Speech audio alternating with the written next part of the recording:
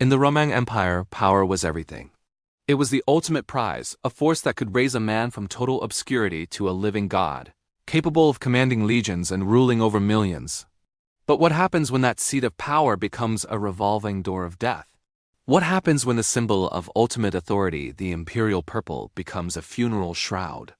In the year 238 AD, the mighty Roman Empire was plunged into a spiral of anarchy so deep that it saw 6 different men claim the title of emperor in just a few chaotic months.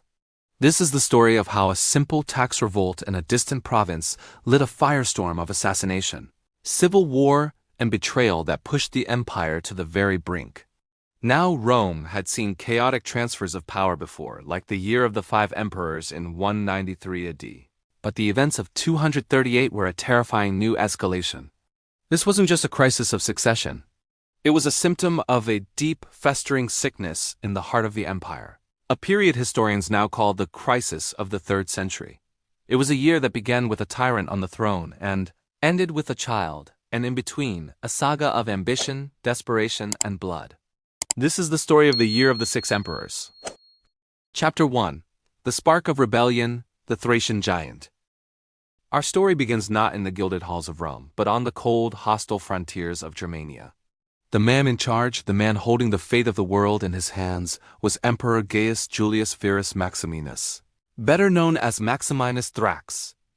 That name Thrax meant the Thracian, and to the Roman elite, it was a slur, a constant reminder that he wasn't one of them. Maximinus wasn't like the emperors who came before. He wasn't a refined senator or a member of the aristocracy. He was a soldier, born a commoner in the rough hills of Thrace, what is now modern-day Bulgaria and its surroundings. Ancient sources, though definitely biased, paint a picture of a man of almost mythical size and strength, some claiming he stood over 8 feet tall. While that's likely an exaggeration, it tells you the kind of impression he made. He was a man forged in the crucible of the legions, rising through the ranks by pure battlefield grit. He was a new breed of ruler we now call a barracks emperor, whose claim to power came not from a fancy bloodline, but from the roar of his soldiers. Back in 235 AD, the previous emperor, Severus Alexander, was murdered by his own troops, and in the chaos, they hailed Maximinus, their battle-hardened general, as the new master of Rome. From day one, his rule was defined by a deep, mutual hatred between himself and the Roman Senate. To the senators, he was a barbarian, an uncultured peasant who had stolen a throne meant for his betters. For his part, Maximinus saw the Senate as a den of conspiracy and weakness. He never even set foot in the city of Rome during his entire reign, preferring the company of his soldiers. But an emperor who lives by the army must please the army, and that's an expensive business. Maximinus doubled his soldiers' pay and launched relentless, costly wars against Germanic tribes. He was a brutally effective general, but these wars had to be paid for. With the treasury strained, Maximinus turned his eyes to the wealth of his empire. He unleashed a policy of taxation and extortion so ruthless it was seen as tyranny. His officials squeezed the provinces dry, stripping temples of their gold and melting down statues of gods to mint more coins for his legions. Resentment across the empire began to boil. The breaking point came in early 238 AD in the sun-baked province of North Africa. This was one of the wealthiest regions of the empire, full of vast estates owned by powerful landowners. Maximinus's local tax collector was especially vicious, and finally, a group of young aristocrats had enough. They organized a mob, cornered the hated official, and in a fit of rage, murdered him. In that moment, there was no turning back. They had killed the emperor's agent. They had committed treason. Panic turned to desperate resolve. They knew Maximinus's revenge would be swift and terrible. They needed a protector, a new emperor to shield them. Their eyes fell upon the provincial governor, an elderly, respected man named Marcus Antonius Gorgianus Sempronianus. History would know him as Gordian I. They marched to his home, and there they would light the fire that would consume the Roman world. Chapter 2. The Reluctant Rebels, Gordian I and Gordian II. Gordian I was, in every way, the polar opposite of Maximinus Thrax. Where Maximinus was a rough soldier, Gordian was a refined intellectual, a man of the Senate. He was fantastically wealthy, a patron of the arts, and at the ripe old age of 80, was probably expecting a quiet, luxurious retirement as governor of Africa. The mob of rebels who stormed his residence had other plans. They hailed him as emperor, throwing the imperial purple over his unwilling shoulders. Ancient accounts say he was horrified. He knew rebelling against a sitting emperor like Maximinus was a near-certain death sentence. He pleaded with them, but their own lives were already on the line. He was their only hope. Seeing he had no choice, Gordian relented, but on one condition. His son, also named Gordian, would be his co-emperor. So just like that, the empire had two new emperors, Gordian I and Gordian II. Their first move was to win over the Roman Senate. An embassy was sent to Rome, along with assassins who took out Maximinus's powerful Praetorian prefect in the capital, a bold move to show they were serious. When the news reached Rome, the Senate erupted in joy. Finally, a chance to get rid of the Thracian peasant. They enthusiastically recognized the Gordians and declared Maximinus a hostis, an enemy of the state. His statues were torn down, and for a fleeting moment, it seemed the rebellion might actually work. But it was all built on a foundation of sand. The Gordians had the Senate's blessing, but they lacked what truly mattered in the 3rd century empire: military power. Their army was just a local militia of farmhands and city dwellers with zero real training, and they had a deadly enemy next door. The governor of neighboring Numidia, a man named Capelianus, was a die-hard loyalist to Maximinus and, conveniently, held a personal grudge against the Gordian family. More importantly, he commanded the Legio III Augusta, the only battle-hardened Roman legion in the entire region. The moment he heard of the revolt, he marched. Gordian II, the younger emperor, rode out to meet him near Carthage. The result wasn't a battle, it was a massacre. The professional legionaries tore through the militia, which broke and fled almost instantly. In the chaos, Gordian II was cut down and killed. Back in Carthage, the elderly Gordian awaited news. When a messenger brought word of his army's destruction and his son's death, the 80-year-old emperor was crushed. His dream was shattered, his son was dead. His rebellion, begun with such hope just weeks before, was over. Alone in his chambers, Gordian I took his imperial belt, fashioned it into a noose, and hanged himself. Their joint reign had lasted a mere 22 days. The Senate's chosen champions were dead. And now Maximinus Thrax, the enraged giant, was marching on Italy to get his revenge. The panic in Rome was palpable. Chapter 3: The Senate's Gamble, Peppinus and Balbinus. The news of the Gordians' swift, tragic end sent a shockwave of terror through Rome. The senators had bet everything on the African revolt, and they had lost spectacularly. Their champions were dead, but surrendering to Maximinus now meant mass executions. They had declared war, and now war was coming for them. In a desperate meeting, the Senate took an unusual step. Instead of one emperor, they elected two of their own, Marcus Clodius Peppinus Maximus and Decimus Callius Calvinus Balbinus. They were a classic odd couple, a pairing meant to solve two problems at once. Peppinus was the tough guy, the soldier. He had a long military career and a stern, no-nonsense reputation. His job was simple: go north and stop Maximinus. Balbinus was the opposite, a wealthy, cultured aristocrat and a senior statesman. His job was to stay in Rome and run the civil administration. One was the sword, the other the shield. On paper, it made sense. The people of Rome, however, hated it. They had loved the Gordians and saw these two stern patricians as the Senate's inside choice.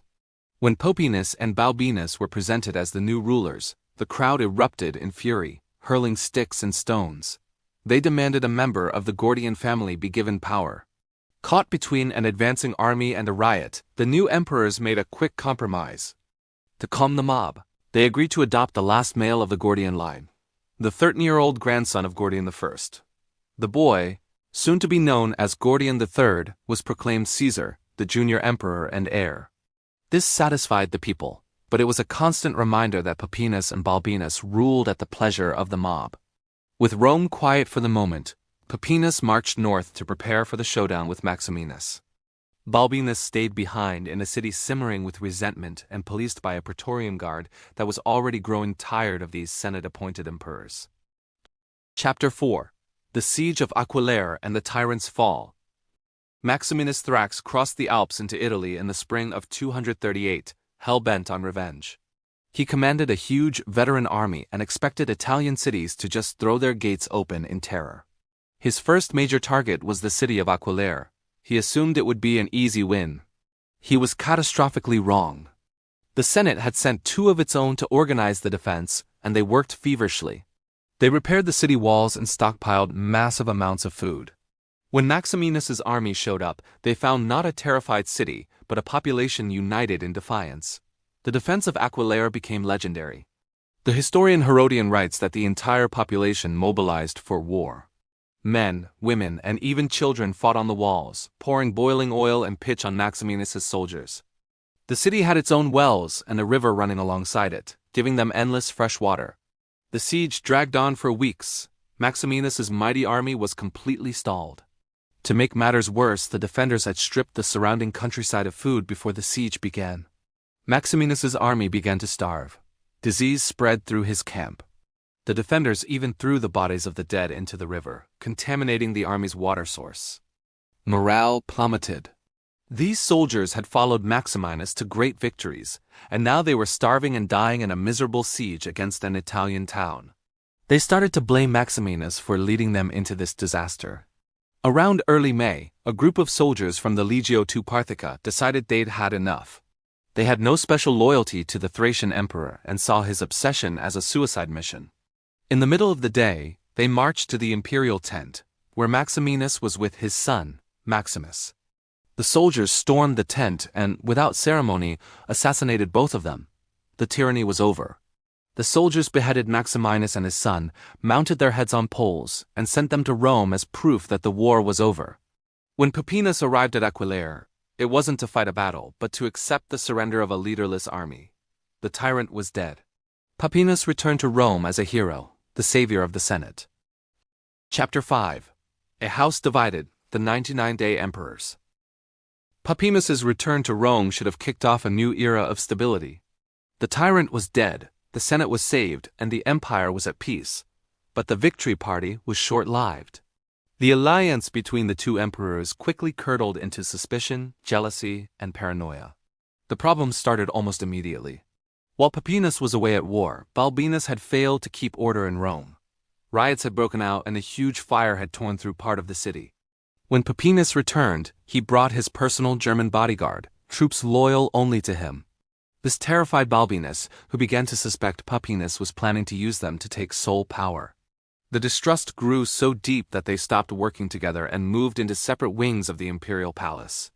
While the 2 old men were bickering, another power was watching: the Praetorian Guard. For decades, the Guard had been Rome's true kingmakers.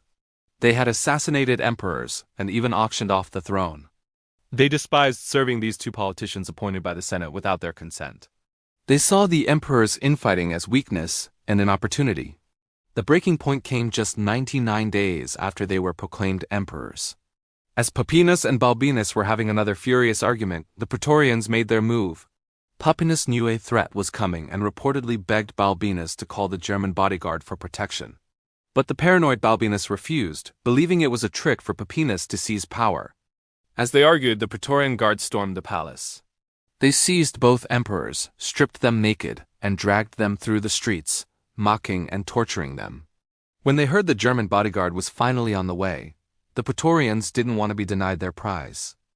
They hacked both emperors to death and left their bodies in the street, a grim message to the Senate about where the real power in Rome was. Conclusion. With the Senate's emperors lying dead in the street, the Praetorian Guard went to find a replacement. They didn't have to look far. Hiding in a corner of the palace, they found the 13-year-old Caesar, Gordian III. He was the grandson of the beloved Gordian I, a symbol the people would accept, and more importantly, a boy they could easily control. The guards hoisted him on their shoulders and proclaimed him the sole undisputed emperor of Rome. And so the year of chaos came to a close. 238 AD began with one emperor, the soldier Maximinus Thrax. It saw the rise and fall of Gordian I and Gordian II, and the Senate's desperate gamble on Pupienus and Balbinus. 6 men had worn the imperial purple. 5 of them were now dead. The year ended with a single ruler, but this time it wasn't a fearsome general, but a frightened 13-year-old boy put on the throne by the very men who had just butchered his predecessors. The year of the 6 emperors was over, but the wounds it exposed were far from healed. It was a terrifying symptom of the crisis of the 3rd century. The cycle of civil war and assassination would continue for another 50 years. threatening to tear the Roman world apart.